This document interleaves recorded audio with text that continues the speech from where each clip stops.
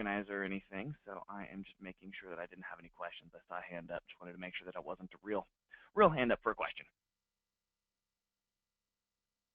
Okay, so it's the third dial over there, the loss experience one. It's going to help you discover losses, loss trends. It's going to group them into a department and location so you can kind of see that 40,000-foot bird's eye view. This, of course, is part of the dashboards, and these dashboards are, of course, powered by the market-driven inventory management system. So all of the analytics, all of the predictive magic that is happening in the background, the same engine that is running all of that is running this as well. It's all integral with each other. If for some reason you don't see those inventory dashboards when you click on the inventory module, that's where you go to find them, by the way.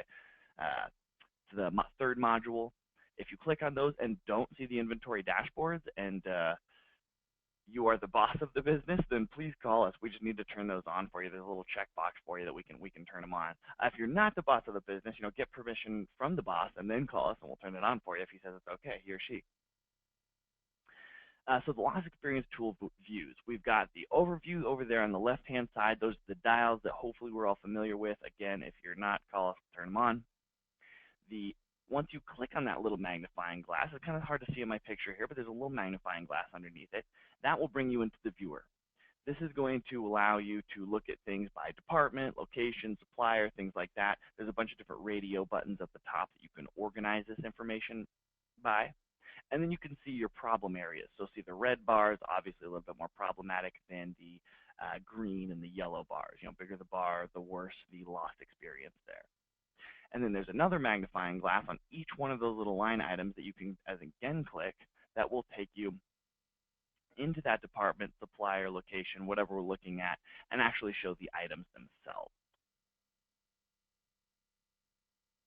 So the dial itself is going to show, once you get into it, you can define your days a little bit more per your wishes, but this 5.84 number right there, that is for a 30-day loss.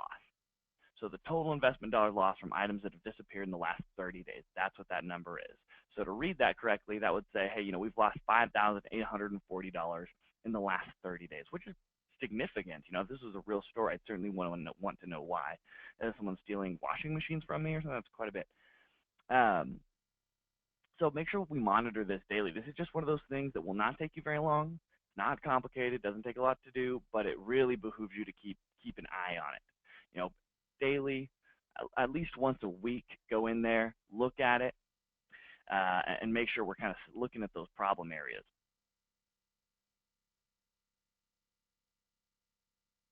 So once you click on it and you go into it, that's going to bring up a little bit more detailed, so you can see department, location, where the losses are occurring and which ones have the largest ones. From there, you've got your departments of locations you can organize it by, the number of lost items or investment dollar loss, the number of days since last review, and the supplier. So those are the customized little radio options up there at the upper left-hand corner. And then once you're in there, you can sort each one of these things by, or each one of these columns by the header. So if you click on name or loss, gain, last 30 days, you can start organizing those and bring the biggest ones to the top so you can see the most pertinent information or really the only problem areas. We don't want to look over every area every day, just the problem areas. So, obviously my tip there is look over the biggest loss areas first, kind of a duh statement, organize this and bring it to the ones that are the biggest one. If we've got more losses in power tools than we do in candy and soda, then we should probably be spending more time fixing the power tools department, right, than the candy and soda. So once you click on the little magnifying glass, that will actually take you into that will take you into the location and department itself, and you'll be able to see a little bit more detail there. So the first couple columns over on the left-hand side are the inventory item information. You can see part number, location, description. This is once we've clicked on the magnifying glass, we've zoomed into the actual department or location or supplier, wherever we're looking on, and here are the items themselves. So we can see the number of items sold in the last year, number of lost items based on the stock adjustment that have occurred. If you have a bunch of positive items in there, because the shrinkage meter, that can be negative and positive. It's not just counting lost items, it's also counting unknown gains. So if you went in there and counted something, Paladin thought there was 9, but you had 15, you're going to see a positive gain of doing that. And if you see that on a lot of your items, make sure that you don't have an employee running around who doesn't know how to receive things properly. Lots of times that's what it is I find that someone just hasn't been taught how to receive. They do a little bit of receiving from time to time, and they won't receive it against a purchase order or use the receive button. They'll actually adjust the count up, and that will, unexplained incoming inventory will affect the shrinkage meter. So if we have a lot of items with a positive shrinkage, a green shrinkage number, you might want to look in to make sure that you're receiving the inventory correctly. You can do this by cost and then the extension over there, so we can actually see the dollar amount that we've lost over the selected period of time. Like with a lot of things inside of Paladin, you can also export this list to Excel. So if we don't have an RF gun or something like that, we could export this to an Excel report, hand it to somebody and say, hey, go count these items, go make sure that these are losses, or just kind of get it on paper, do whatever we want to do with inside of Excel. So once you are in the actual item details, you've got the dials that you've clicked the magnifying glasses on, that's showing you your department, suppliers, location, however we're viewing that info. Click on the magnifying glass, and now we're looking at all the items contained within that department, supplier, whatever we're looking at. Now there's another magnifying glass on the items themselves. If you click that magnifying glass, or just double click the row, that will automatically open this item into the inventory module. That way you don't have to type in the part number. And then when you hit escape or cancel, that will return you right back to this view. Now, this is a new thing that we just came out with. It's kind of the ability to navigate a little bit more effectively.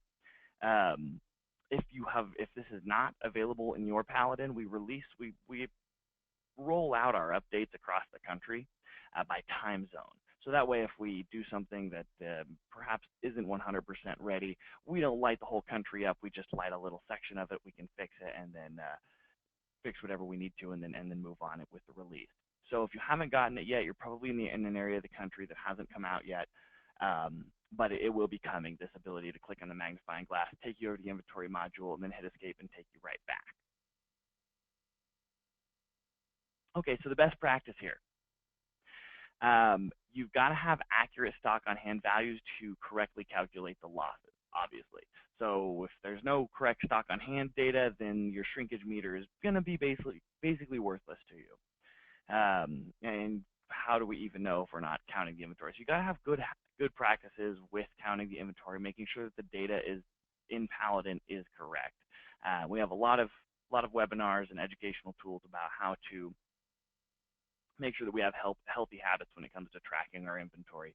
Just a few of our last webinar, in fact, was covering the dials that kind of helps you do that. So tune into those ones if we have trouble getting this data accurately, but keep in mind that if you don't have accurate data, this feature is going to be almost a moot point until you start getting accurate data and have healthy tracking habits with that data. So if we do, go ahead and monitor the loss experience meter daily for loss trends. We recommend once a week, at least, you open up the loss experience viewer, identify the top 10 departments or locations with the greatest investment dollar loss, and go check them out. Maybe we need to put a camera over there. See if you can't notice trends, and that would be the first step in fixing those trends, is figuring out what's causing them in the first place, right? So make sure that you see the areas of the store that are encountering the biggest losses and do some investigative work as to finding out why, so we can minimize those losses. All right, guys, as promised, we're going to keep this one pretty simple and easy today. Let's see, do we have, oh, these are links to the webinars that we have and knowledge-based articles that are relevant to this topic here. Does anyone have any questions? Questions? Like I said, pretty easy stuff today. I don't think we have any questions.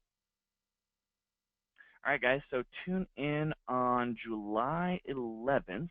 We're going to be talking about the final dial, which is going to be the exposed wasted investment dollars with the non-performing assets tool. This powerful tool. We can make sure that we don't have any excessive stock or really excessive dollars just sitting on the shelving and not turning and not generating us any profit. Make sure that our investor sort is as sharp as it can be.